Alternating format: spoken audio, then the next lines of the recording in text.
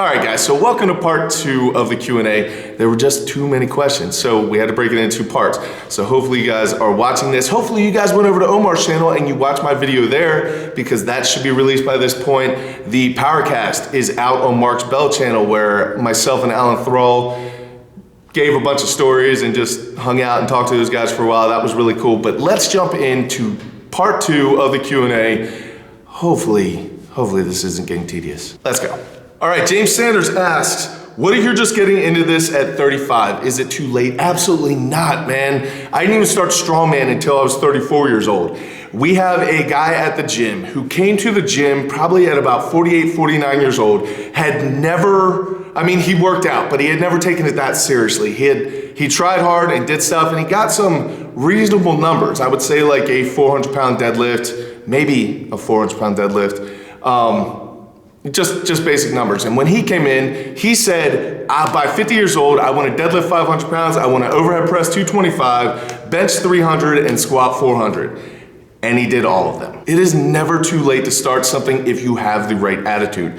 The most interesting people in the world reinvent themselves all the time. They'll be 67 years old and going to a college class because they want to start a new career. Never ever fall in the trap of thinking that it's too late to get started on something.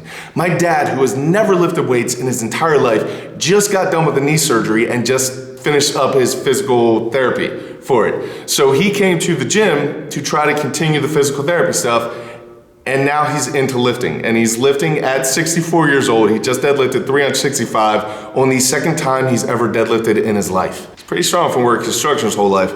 But he does not give up. He is not saying, I'm too old to do this, or it's too late for me to start. He's just getting in and getting it done. All that you need to compete with is yourself. If you do want to jump into competition, there are masters divisions that have people only 50 years old and older. Some are 40 years old and older, but there are some that are 50 years old and older, and it is growing. There are plenty of people just getting involved in this sport later in their life, and there is nothing wrong with it. I think you should absolutely do it, man. All right, Dave wants to know my thoughts on the Texas method for intermediates. Is there anything more effective? Here's the thing, man. Everything works. I've said this multiple times over many videos. Every single thing works. If you run 5-3-1 and you do it correctly and you care about your recovery and your food and your sleep and you bust your butt in the gym, it works amazing. So does Texas method. So does the cube method. So does conjugate. So does everything. Everything that is written by a reputable coach works terrifically. Now, selfishly, I would say that my programs work better than anyone else's programs, but that's because I make money. But they work just like everything else. So what I recommend people do is just run a certain program for about 3 months. And then after that 3 months, change your program. Do something different for 3 months. Then change your program. Do something different for 3 months. Kind of do 4 different programs throughout the year, and then just cycle through those programs if you continue to make progress on each one of them. It's a very long journey, but unfortunately there is no magic pill or magic program that is more effective than anything else. It really has to do with how much the athlete puts in the actual training, their recovery, their food, everything. All of that stuff matters 1,000 times more than the programming. There's examples of people all the time who have the best programming in the world but don't have a good work ethic, and they say the program doesn't work for them. That's because they did not put in the work. And then there's other people who had a terrible program but an awesome work ethic, and that terrible program worked awesome for them. So I really think it comes down to the athlete and their dedication to their craft. Thanks, man. I hope that helps. All right, Adams Lewinsky asked, do you ever train for hypertrophy? No. Nah, man. I am in a weight class. So if I get much bigger, then I'm not gonna be able to make weight. It's already a hard enough cut for me as it is to get to the 231 class. And a lot of people are like, well, then why don't you just compete up in a class? Well, number one, I'm going to start doing that. And then number two, the difference between a 230-pound man and a 300-pound man is substantial. And that's the weight class in Strongman. There's nothing between. Some places will have a 265 class, which is something of interest to me, but I really can't get bigger, man. If I get bigger, then I can no longer make the cut for 231, so I never train for it. I don't care about being bigger. I think in some ways I'm a little too big as I should be right now. Probably a little unhealthy at my size for my frame. Because if you go back and look at the picture of me when I was 15, I do not have a big frame. I just have a lot of large, dense muscle on me. So We'll see, man. But no, I do not train for hypertrophy. All right, next question. Max Coleman asks, what are your thoughts on foam rolling? So I think if you're doing it and spending 20 minutes prior to working out rather than doing a dynamic warm-up, then I think that you are probably wasting a lot of your time. That could be better spent doing other things. Now, if you are doing it as part of your recovery, so either after your training, me personally, I will roll out on a lacrosse ball virtually every single night before I go to bed to work on my hips to get anything released. I don't do a ton of foam rolling because I honestly feel like the lacrosse ball hits me harder.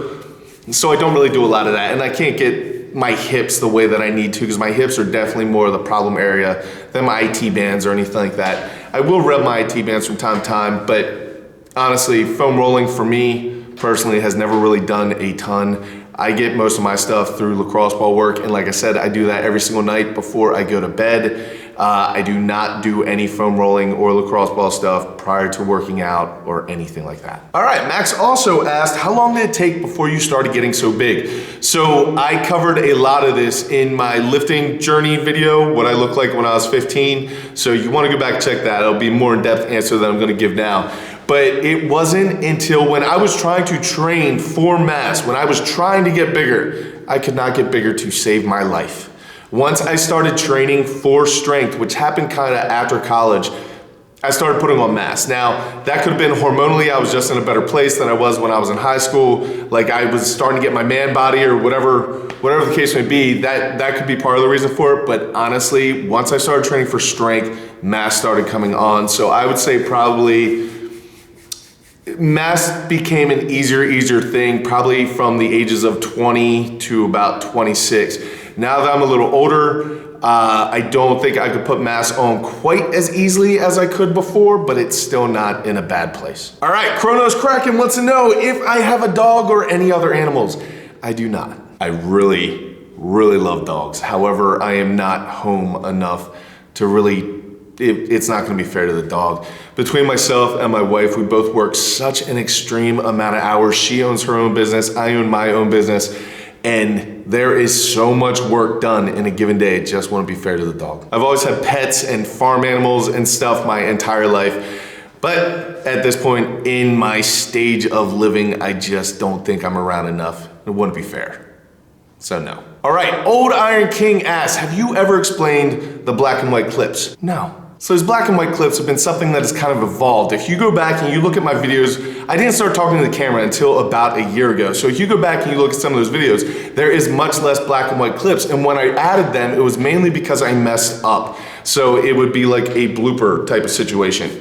And then as I started doing it more and more and liked it, then I decided to make it part of the video. So now it is kind of like the alter ego to myself. So I'll say something and be taking myself a little bit too serious. And then the second part needs to step in and be like, take it easy, champ, you're not that important. Which is something that I normally do in my conversations anyway. I'm always adding little sides, right? I'll say, today I squatted a thing and that didn't go well. That's something I do in normal life. So I just decided to change the color on it and kind of create a character out of it, and it's worked out pretty well. The second reason why I do it is because I cannot answer a long time on a video without screwing something up. I always mess up when I'm speaking to the camera. I don't really mess up when I'm speaking to somebody in person because I'm getting feedback and there's a conversation going. When I'm sitting in a room alone like I am right now, staring at a camera, the camera's not giving me feedback. I mess things up, and when I mess things up, I need to figure out some way to cut that. Otherwise, I lose my place and then I sit there and you'll have 10 seconds of silence before I go back into saying something. So the cuts allow me to have a mess up, make fun of myself for messing up, and then go into my next thought so that the videos do not get too long, and they're usually around like 10 to 15 minutes long. But yeah, that's the black and white thing. Steve Higgin wants to know how long I rest between sets. 90 seconds to 2 minutes in the giant set format. So I will do an antagonistic muscle group, the main muscle mover, some sort of core variation, typically some sort of cardio, whether it be burpees or double unders, battle ropes, prowler push, something like that. Then I'll rest 90 seconds, get right back to it. I even do that during my PRs. I know a lot of people have asked that question. Yes, I practice like I play. So I know that the test is coming up, and believe it or not, I actually do better when I do the other things than if I just do the lift on its own. So I rest 90 seconds, 2 minutes between. Results are gonna vary with your conditioning, your age, your experience level, but I'd say most people need less time than they think, and you should always go before you feel ready. Because you're waiting to feel ready, you're never gonna feel ready. It's always gonna be hard. All right, Jack wants to know if my wife competes in Strongman because it is such a big part of my life, and yes, she actually does. She is the current Maryland's strongest woman at 120 pounds. She competes in the 120-pound class, but honestly hardly ever weighs more than like 110 pounds. So it's really, really impressive what she's able to do, and pound for pound, she is just about as strong as I am, which is insane. In some things, pound for pound, she's actually stronger than I am. Super impressive. All right, Grzmensky wants to know about losing weight while keeping gains. Here's a couple things that you need to know if you're gonna cut and you wanna keep your strength. Number one, plan the cut longer than you want it to.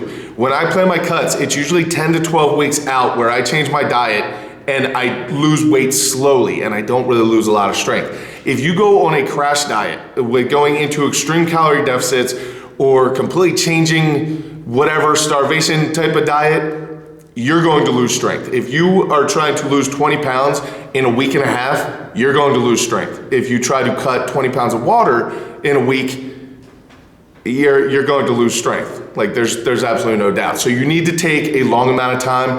Number two, what I have personally found is cutting out my carbs helps a ton with lowering my body fat, as well as taking the glycogen out of my muscles, which makes me lighter, and then I go into the water cut. But if I do not add fat into my diet so that my fat is higher, I lose strength. If I need to keep my protein high and my fat high, and that allows me to hold on my strength while dropping body fat, I do not need the carbs. They don't really affect me either way. So I hope that helps. And that is the end of the Q&A session, guys.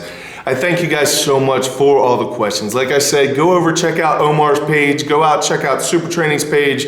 Some really cool stuff going on there, and I just thank you guys so much for watching and for your questions. Until I see you later in the week, go out, do something amazing with your lives, keep working hard, be nice to each other, and I will see you then.